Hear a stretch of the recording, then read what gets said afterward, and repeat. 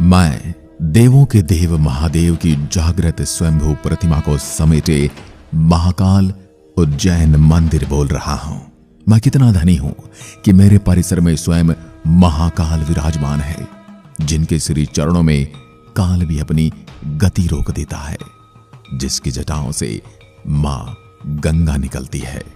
आकाशे तारकम लिंगम पाताले हाटकेश्वरम भूलोके च महाकालो लिंग गत्र नमोस्तुते। संस्कृत भाषा में इस श्लोक का अर्थ है, आकाश में तारक लिंग, पाताल में हाटकेश्वर लिंग तथा पृथ्वी पर महाकालेश्वर ही मान्य शिवलिंग है। आज मैं अपने आदि अनादि काल से वर्णित इतिहास को बताऊंगा। मेरे परिसर में विराजमान स्वयं शिवलिंग को अलग अलग क्रूर हमलों के दौरान कैसे भक्तों द्वारा बचाया गया, उसकी भी पूरी कहानी मैं आपके सामने लेकर आऊंगा। कैसे किस किस प्रकार मूर्ति पूजकों के विरोधियों ने षड्यंत्र रचे, इसकी पूरी कहानी मैं आपके सामने रखूंगा।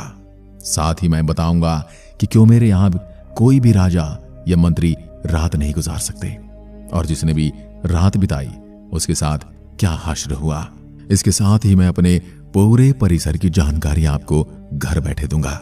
मेरे नए बने परिसर की ओर भी ले चलूंगा। साथ ही मैं आपको स्वयं महाकाल के भी दर्शन करवाऊंगा। मुझे अपने प्रभु का जयकारा लगाते हुए मेरे प्रभु के भक्तों को देखकर बड़ी प्रसन्नता होती है।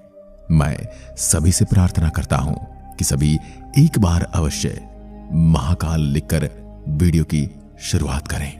मैं निर्मल हृदय हिंदुओं का दिवालय हूं। मैं आदि अनादि काल से यहां अपने परिसर में महाकाल को विराजमान देखते हुए बड़ा हुआ हूं। महाभारत और कालिदास जैसे महाकवि की रचनाओं में मेरे इस परिसर का मनोहर वर्णन मिलता है। मेरे यहाँ भगवान शिव भक्तों को कालों के काल महाकाल के रूप में दर्शन देते हैं। कहा जाता है कि अवंतिकापुरी के राजा विक्रमादित्य बाबा महाकाल के भक्त थे और भगवान शिव के ही आशीष से उन्होंने यहां करीब 132 सालों तक शासन किया था। मैं कितना प्राचीन हूं इसकी सटीक जानकारी मिलना बेहद मुश्किल है, लेकिन मैं सदियों से लोगों की आस्था का केंद्र रहा हूं। मेरा इतिहास बड़ा ही रोचक है। मंगल और ब्रिटिश हुकूमत के अधीन रहने के बाद भी इस देश ने इस पावन स्थल की पुरातन पहचान को नहीं खोया। सनातन धर्म की पताका को ऊंचा रखने के लिए धर्म की रक्षा से जुड़े लोगों ने ज्योतिर्लिंग को तरह तरह से जतन कर आक्रांताओं से सुरक्षित रखा। सैकड़ों सालों तक यहाँ मुगलों और अंग्रेजों का शासन रहा और उन्होंने सनातन धर्म को दबाने की हर भरपूर मुमकिन कोशिश की।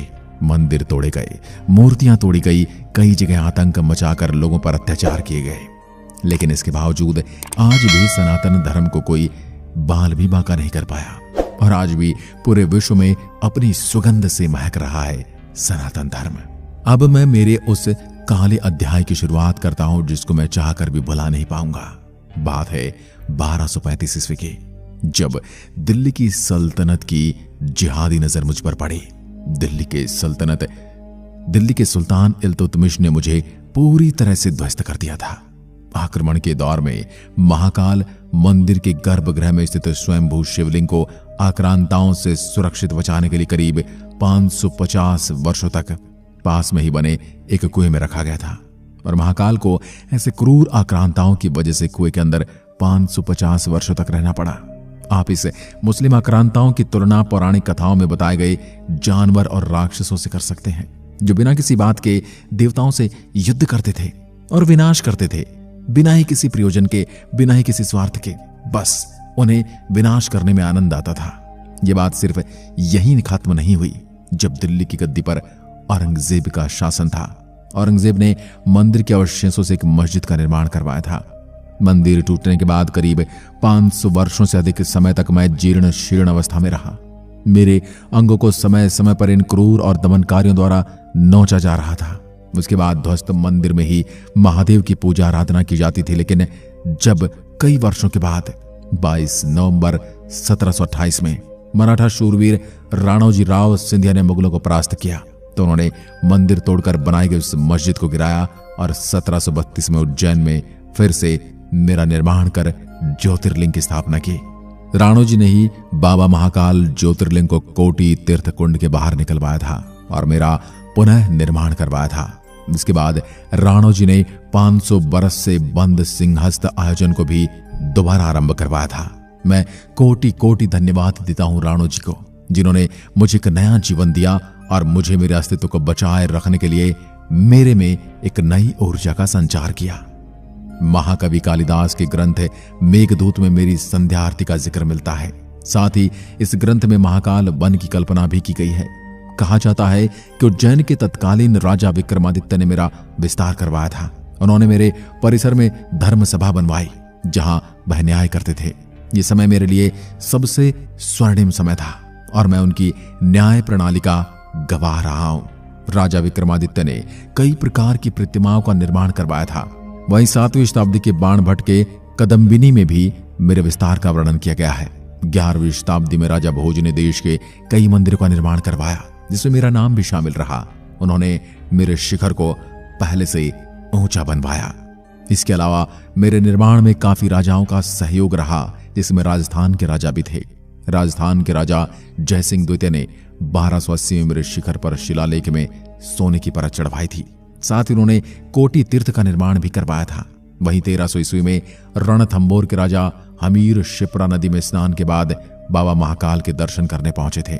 उन्होंने मेरी जीर्ण शीर्ण अवस्था देखकर मेरा विस्तार करवाया।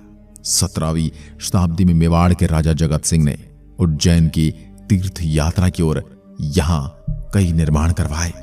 उज्जैन आने वाले श्रद्धालु और पर्यटक मेरे रहस्य और मुझसे जुड़ी कहानियों के बारे में जानने में काफी रुचि रखते हैं। आपके मन में भी ऐसे कई प्रश्न होंगे, तो चलिए आपको आपके प्रश्नों का जवाब देता हूं। पुराण के अनुसार एक बार भगवान ब्रह्मा और भगवान विष्णु के बीच इस बात को लेकर बहस हुई थी कि सृष्टि में सर्वोच्च कौन है। उनका परीक्षण करने के लिए भगवान शिव ने तीनों लोकों में प्रकाश के एक अंतहीन स्तंभ को ज्योतिर्लिंग के रूप में छेदा और उसके बाद भगवान विष्णु और भगवान ब्रह्म क्रमशः प्रकाश के अंत का पता लगाने के लिए स्तंभ के नीचे और ऊपर की ओर यात्रा करते हैं। लेकिन ब्रह्मा जी झूठ बोल देते हैं कि उन्हें अंत मिल गया और विष्णु जी हार मान लेते हैं। फिर शिव प्रकाश के स्तंभ के रूप में प्रकट होते हैं और ब्रह्म जी को श्राप देते हैं कि उनका किसी भी समारोह में कोई स्थान नहीं होगा, जबकि विष्णु जी की अनंत काल तक पूजा होगी। इसके अलावा एक और कहानी प्रचलित है जिसके बारे में मैं आपको बता देता हूं। एक समय अवंतिका नाम से एक रमणीय नगरी थी, जिसे हम आज उज्जैन नगरी के नाम से जानते हैं, जो भगवान शिव को बड़ी प्रिय है। शिव पुराण के कोटि रुद्र संहिता में महाकालेश्वर ज्योतिर्लिंग की कथा का विस्तार से वर्णन किया गया है। इसी नगरी में एक बहुत ज्ञानी व शिव भक्त ब्राह्मण रहता था। इनका नाम वेदप्रिय था। उनके 4 आज्ञाकारी पुत्र थे। ये भगवान शिव के बहुत बड़े भक्त थे। वे हर रोज पार्थिव शिवलिंग बनाकर विधि पूर्वक पूजा किया करते थे। रत्नमाल पर्वत पर एक दूषण नाम का राक्षस रहता था, जिसको ब्रह्मा जी से वरदान प्राप्त था। वह वरदान के अहंकार में वह धार्मिक व्यक्तियों को परेशान करता था। उसने उज्जैन के ब्राह्मणों पर आक्रमण करने का विचार बना लिया। दूषण अवंती के ब्राह्मण को परेशान करना आरंभ कर देता है। वह ब्राह्मणों को कर्मकांड करने से मना करता है। वह धर्म कर्म के कार्य को करने से रोकता है। सारे ब्राह्मण उससे परेशान होकर भगवान शिव से अपनी रक्षा के लिए प्रार्थना करते हैं। ब्राह्मण के विनय पर भगवान शिव ब्राह्मणों की रक्षा के लिए साक्षात महाकाल के रूप में प्रकट हुए। शिव भगवान ने अपनी शक्ति से दूषण को भस्म कर दिया। भक्तों ने भगवान शिव से वहीं स्थापित होने की प्रार्थना की तो भगवान शिव वहां पर ज्योतिर्लिंग के रूप में विराजमान हो गए। इसी वजह से इस जगह का नाम महाकालेश्वर पड़ गया, जिसे आज आप महाकालेश्वर ज्योतिर्लिंग के नाम से जानते हैं। ज्योतिर्लिंग वो जगह है जहां भगवान शिव प्रकाश के रूप में प्रकट हुए थे। 12 ज्योतिर्लिंग स्थलों में से प्रत्येक में शिव के अलग अलग नाम हैं। इन सभी ज्योतिर्लिंगों को भगवान शिव का अलग अलग स्वरूप माना गया है। इन 12 ज्योतिर्लिंगों में गुजरात का सोमनाथ, आंध्र प्रदेश के श्रीशैलम का मल्लिकार्जुन, मध्य प्रदेश में उज्जैन का महाकालेश्वर, मध्य प्रदेश में ओंकारेश्वर, उत्तराखंड राज्य में हिमालय का केदारनाथ, महाराष्ट्र में भीमाशंकर, उत्तर प्रदेश के वाराणसी का त्र्यंबकेश्वर, झारखंड के देवगढ़ में या हिमाचल प्रदेश का बैजनाथ, गुजरात में द्वारका का नागेश्वर, तमिलनाडु में रामेश्वरम का रामेश्वरम और महाराष्ट्र में औरंगाबाद का ग्रीनेश्वर का नाम शामिल है। अगर मैं मेरी वास्तुकला की बात करूं तो मुझे किसी एक इंसान या एक राजा द्वारा निर्मित नहीं करवाया गया। मुझे बनाने में कई राजाओं का योगदान रहा, उसी वजह से मेरे में मिश्रित वास्तुकला की झलक देखने को मिलती है। मुझ में मराठा, भूमिज और चालुक्य शैलियों की वास्तुकला का एक सुंदर और कलात्मक मेल है। मेरा यह पवित्र मंदिर एक झील के पास स्थित है, जो विशाल दीवारों से घिरे हुए विशाल आंगन में स्थित है। बता दें कि मेरे में 5 मंजिलें हैं, जिनमें से एक जमीन के अंदर स्थित है। यहाँ पर महाकालेश्वर की विशाल मूर्ति गर्भगृह यानी जमीन के अंदर स्थित है और यह दक्षिण मूर्ति है, जिसका मतलब होता है दक्षिण दिशा की ओर मुंह वाली मूर्ति। ये खास बातें सिर्फ मेरे मंदिर में ही पाई जाती हैं। महाकालेश्वर के मेरे इस मंदिर के मध्य और ऊपर के हिस्से में ओंकारेश्वर और नागचंद्रेश्वर के लिंग स्थापित हैं। लेकिन आप नागचंद्रेश्वर की मूर्ति दर्शन सिर्फ नाग पंचमी के अवसर पर ही कर सकते हैं, क्योंकि केवल इसके इस खास मौके पर ही से आम जनता के दर्शन के लिए खोला जाता है। इस मंदिर के परिसर में एक बड़ा कुंड भी है, जिसको कोटि तीर्थ के रूप में जाना जाता है। ये वही कुंड है जिसमें भगवान महाकाल को 550 वर्षों तक रखा गया था। इस बड़े कुंड के बाहर एक विशाल बरामदा है, जिसमें गर्भगृह को जाने वाले मार्ग का प्रवेश द्वार है। इस जगह गणेश, कार्तिकेय और पार्वती के छोटे आकार के चित्र भी देखने को मिलते हैं। यहाँ पर गर्भगृह की छत को ढकने वाली गूढ़ चांदी इस तीर्थ जगह की भव्यता को और भी ज्यादा बढ़ाती है। मंदिर में बरामदे के उत्तरी भाग में कक्ष है, जिसमें भगवान श्री राम और देवी अवंतिका के चित्रों की पूजा की जाती है। अब जब मैं मेरी सुंदरता और वास्तुकला की बात कर ही रहा हूं, तो इसके साथ साथ आप मेरे यहां बने एक कॉरिडोर की तरफ भी लेके चलता हूं, जिसका उद्घाटन 11 अक्टूबर को प्रधानमंत्री श्री नरेंद्र मोदी ने किया था। महाकाल कॉरिडोर का काम 2 चरणों में हो रहा है, जिसके लिए करीब 750 करोड़ रुपए का खर्च होने वाला है। पहले चरण के लिए करीब 350 करोड़ रुपए खर्च किए गए। महाकाल मंदिर कॉरिडोर करीब 900 मीटर एरिया में बना है। मेरे यहां बन रहे कॉरिडोर का आकार काशी विश्वनाथ मंदिर से करीब 4 गुना बड़ा है। कॉरिडोर में शिव तांडव स्त्रोत, शिव विवाह, महाकालेश्वर वाटिका, महाकालेश्वर मार्ग, शिव अवतार वाटिका, प्रवचन हॉल, नूतन स्कूल परिसर, गणेश विद्यालय परिसर, रुद्र सागर तट विकास, अर्थ पथ क्षेत्र, धर्मशाला और पार्किंग सर्विस भी तैयार की जा रही हैं।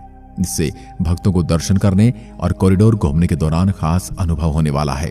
खास बात यह है कि भव्य कॉरिडोर को चलाने के लिए करीब 1000 लोगों की जरूरत होगी। ऐसे में लोकल लोगों के लिए रोजगार के नए मौके भी बन रहे हैं। अगर आपने इस भव्य कॉरिडोर को देख लिया है तो कमेंट करके जरूर बताएं। बता दो कि मेरे मंदिर में पूजा अर्चना और अभिषेक आरती सहित सभी अनुष्ठान पूरे साल नियमित रूप से किए जाते हैं। मैं आपको मेरे यहाँ मनाए जाने वाले सभी मुख्य त्योहार और होने वाले समारोह के बारे में बताने वाला हूँ। सबसे पहले आपको बताता हूँ कि मेरे यहाँ निकलने वाली नित्य यात्रा के बारे में।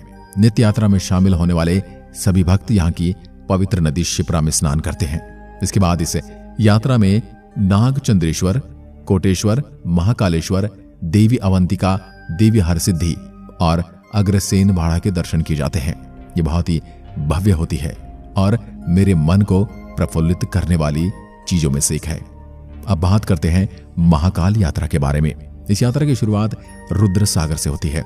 रुद्र सागर में स्नान के बाद भक्त देवों के दर्शन कर सकते हैं। साथ ही महीने के हर सोमवार उज्जैन की सड़कों पर पवित्र सवारी जुलूस को कुछ विशेष समय पर निकाला जाता है। भाद्रपद के अंधेरे पखवाड़े में यह सवारी लाखों लोगों को आकर्षित करती है। इस यात्रा को बड़ी ही धूमधाम के साथ निकाला जाता है। विजयदशमी उत्सव के दौरान यह जुलूस काफी रोमांचक और हृदय को भाने वाला होता है। मेरे यहाँ रोजाना होने वाली भस्म आरती सबसे खास होती है। यह आरती सुबह होने से पहले होती है और भगवान शिव को जगाने के लिए की जाती है। इस धार्मिक अनुष्ठान के दौरान भगवान की पूजा घाटों से लाई गई पवित्र राख से की जाती है। आरती का आयोजन करने से पहले राख को लिंगम पर लगाया जाता है। प्राचीन समय में शमशान की भस्म से ही श्रृंगार किया जाता था, लेकिन अब कपिला गाय के गोबर, शमी, पीपल के पत्ते, बड़, पलाश, बेर की लकड़ी, अमलतास आदि को जलाकर भस्म तैयार की जाती है, जिसको शास्त्रों में भस्म के समान ही महत्व दिया गया है। रोज सुबह भोर से पहले सुबह 4 बजे आरती की जाती है और विधिवत तरीके से मंत्र के उच्चारण के द्वारा भस्म चढ़ाई जाती है। आरती में शामिल होने वाले लोगों की खुशी और उल्लास की सबसे बड़ी वजह यह होती है कि यह आरती मेरे यहाँ की जाती है। इस आरती में शामिल होने के टिकट ऑनलाइन उपलब्ध हैं और इसके लिए आपको एक दिन पहले आवेदन करना होगा। आवेदन केवल 12:30 बजे तक स्वीकार किए जाते हैं, जिसके बाद शाम 7 बजे सूची घोषित की जाती है। भस्म आरती महत्वता की वजह से कई घंटों पहले ही भक्त लाइन में लग जाते हैं, इसलिए आप इस आरती के लिए ऑनलाइन बुकिंग कर सकते हैं। अगर आप भस्म आरती की ऑनलाइन बुकिंग कर रहे हैं तो अपने साथ किसी भी तरह की आईडी जरूर लेकर आएं, क्योंकि यहाँ की समिति आपको अपनी आईडी के आधार पर यह आरती में शामिल होने की अनुमति देगी। महाकालेश्वर ज्योतिर्लिंग से एक बहुत ही रहस्यमय और रोचक तथ्य यह है कि ऐसा माना जाता है कि मेरे आसपास और उज्जैन नगरी में कोई भी राजा या मंत्री रात नहीं गुजार सकता, और यदि कोई ऐसा करता है तो उसे इसकी भारी कीमत व दंड भुगतना पड़ता है, क्योंकि यहाँ के राजा महाकाल स्वयं हैं। जिस क्षण से महाकाल उज्जैन में विराजित हुए हैं उस क्षण से आज तक उज्जैन का कोई और राजा नहीं है। उज्जैन के केवल एक ही शासक हैं और वो है प्रभु महाकाल। पौराणिक कथाओं के अनुसार कोई भी राजा उज्जैन में रात्रि निवास नहीं करता, क्योंकि आज भी बाबा महाकाल ही उज्जैन के राजा हैं। यदि कोई भी राजा या मंत्री यहाँ रात में ठहरता है तो उसे इसकी सजा भुगतनी पड़ती है। या तो उसकी मृत्यु हो जाती है या फिर उसकी सल्तनत ही ध्वस्त हो जाती है। इस धारणा को सही ठहराते हुए कई ज्वलंत उदाहरण उज्जैन के इतिहास में दर्ज हैं। देश के चौथे प्रधानमंत्री मोरारजी देसाई महाकालेश्वर मंदिर में दर्शन के बाद उज्जैन में मात्र एक रात रुके थे। अगले दिन मोरारजी देसाई की सरकार ध्वस्त हो गई। उज्जैन में एक रात रुकने के बाद कर्नाटक के सीएम YS येदुरप्पा को 20 दिनों के भीतर इस्तीफा देना पड़ा। राजा विक्रमादित्य के बाद उज्जैन के किसी भी मानव राजा ने कभी भी उज्जैन शहर में रात नहीं बिताई है, और जिन्होंने ऐसा किया उनमें से कई राजा आप बीती कहने के लिए जीवित नहीं रहे। इसके बाद से कोई भी राजा या मंत्री यहाँ पर रात नहीं गुजारता है। हर 12 वर्ष के बाद पड़ने वाला कुंभ मेला मेरे यहाँ का सबसे बड़ा मेला है, जिसमें देश विदेश के कई साधु संत आते हैं और बहुत ही ज्यादा तादाद में श्रद्धालुओं का जमावड़ा लगता है। मेरे मंदिर के बारे में और महाकाल के बारे में मैंने इतना सब बताया है। अब उम्मीद करता हूं आप मुझसे मिलने बहुत ही जल्दी आने वाले हैं। अगर आप मेरे यहाँ आ रहे हैं तो इसके लिए भी आपको पूरी जानकारी देता हूं। बता दूं कि उज्जैन भारत के सभी प्रमुख शहरों से जुड़ा हुआ है, इसलिए आपको यहां तक आने के लिए देश के सभी बड़े शहर दिल्ली, मुंबई या कोलकाता से साधन मिल जाएंगे। अगर आप हवाई जहाज से आना चाहते हैं तो इंदौर में महारानी अहिल्याबाई होलकर एयरपोर्ट उज्जैन का सबसे निकटतम हवाई अड्डा है। इंदौर के लिए आपको देश के सभी बड़े शहर मुंबई, कोलकाता, दिल्ली, भोपाल और अहमदाबाद से फ्लाइट मिल जाएगी। यहां पहुंचने के बाद आपको उज्जैन तक जाने के लिए कोई भी टैक्सी, बस या कैब मिल जाएगी। महारानी अहिल्याबाई होलकर से महाकालेश्वर की दूरी 56 किलोमीटर है, जिसमें आपको 1 घंटा 20 मिनट का समय लगेगा। अगर आप ट्रेन या बस से यात्रा करना चाहते हैं तो शहर में उज्जैन सिटी जंक्शन, विक्रम नगर और चिंतामन यानी मीटर गेज मुख्य रूप से 3 प्रमुख रेलवे स्टेशन हैं। यहाँ ट्रेन नियमित जाती है और भारत का महत्वपूर्ण शहरों से उज्जैन को जोड़ती है। अब यहाँ आने के बाद मैं आपको ठहरने के लिए सबसे उपयुक्त जगह के बारे में बता देता हूँ। अगर आप मंदिर में रुकना चाहते हैं तो बता दें कि श्री महाकाल धर्मशाला और पंडित श्री सूर्य नारायण व्यास धर्मशाला दोनों AC और गैर AC कमरे उपलब्ध कराते हैं। इन जगह पर आप आसानी से मंदिर की आधिकारिक वेबसाइट की मदद से ऑनलाइन बुकिंग कर सकते हैं। अगर आप दूसरे अन्य होटल में रहना चाहते हैं तो उज्जैन शहर में कई प्रकार के अच्छे होटल भी हैं, सुलभ और सस्ते हैं। आपके लिए यहाँ जाने का सबसे अच्छा समय अक्टूबर से मार्च के महीने का होता है। यह समय सर्दियों और बसंत का रहता है, इसलिए इससे अच्छा समय महाकालेश्वर आने का और कोई हो ही नहीं सकता। अप्रैल से लेकर जून तक यहाँ आने से बचें, क्योंकि इन महीनों में यहाँ अत्यंत गर्मी पड़ती है। दोस्तों, मुझे कितनी बार तोड़ा गया है। इतना ही नहीं, मेरे महाकाल को इन मुगल आक्रांताओं की वजह से सैकड़ों सालों तक कुएं में रहना पड़ा। इतना सब होने के बाद भी मैं आज भी उसी शान से खड़ा आपकी राह देख रहा हूं, और यह सब हो सका है मेरे हिंदू राजाओं की वजह से, जिन्होंने मुझे आज तक जीवित रखा है और बचा हुआ काम वर्तमान। उम्मीद है आप भी यहाँ आओगे और महाकाल का आशीर्वाद लेकर मेरे दर्द भरे इतिहास के बारे में जानने की इच्छा रखोगे। मुझे आपका इंतजार रहेगा। इसी के साथ आप सबसे विदा लेने का समय हो गया है। जाते जाते चैनल को सब्सक्राइब करना ना भूलना और साथ ही उसके आगे लगे बेल आइकन को जरूर दबाएं। एक बार फिर मिलते हैं, तब तक के लिए नमस्कार, धन्यवाद, जय हिंद। जय भारत।